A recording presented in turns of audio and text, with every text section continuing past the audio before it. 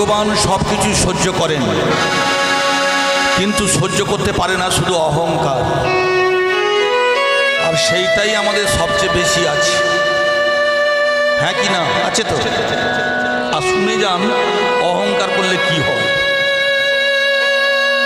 দুর্বাসা ছিলেন মহামুনি, প্রচণ্ড ক্ষমতার অধিকার তিনি অর্জন করেছিলেন। পিতা ব্রহ্মার কাছ থেকে পেয়েছিলেন ব্রহ্মতেজ, ভোলানাথ মহেশ্বরের কাছ থেকে পেয়েছিলেন সংজ্ঞার কর্তার সমস্ত ক্ষমতা। শুধু তাই নয়, অলৌকিক ক্ষমতার বলে তিনি যে কোনো সময় যাকে তাকে অভিশাপ দিয়ে ভস্ম করে দিতে পারতেন।